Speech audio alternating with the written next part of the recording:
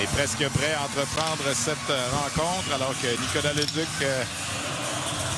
tient la rondelle du match. Et on y va avec le trio de Weisblatt, McKenna et Ritchie contre celui de Barkey, O'Reilly et Easton Cowan. Force contre force. Les Tigers sont l'équipe à la maison ce soir, l'équipe locale. Ils ont le dernier changement en vertu de leur premier rang dans la phase préliminaire. Bonne soirée à l'antenne d'RDS. Première ronde cette année.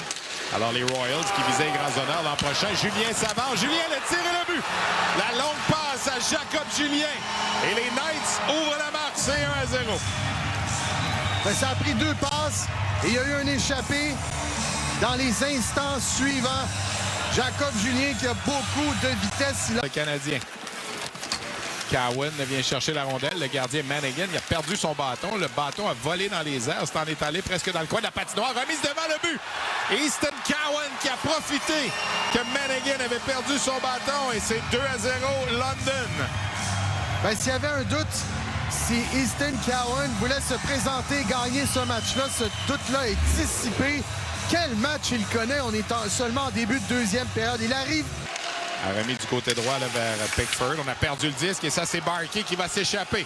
Denver Barkey s'amène seul devant le gardien. Le tir et le but. Denver Barkey qui a battu Manigan entre les jambières. Un revirement en zone centrale et c'est 3-0 les Knights.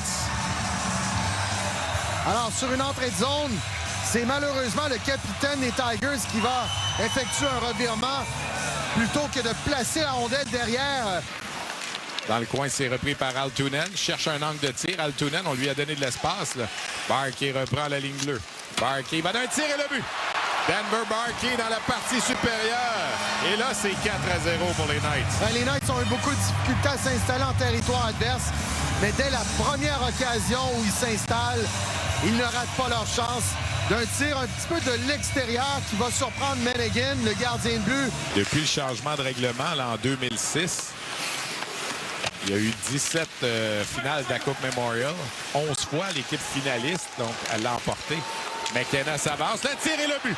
Finalement, en voici un dans la première tranche de 5 minutes. Marc-André, Gavin McKenna qui marque. Ben, qui d'autre que Gavin McKenna?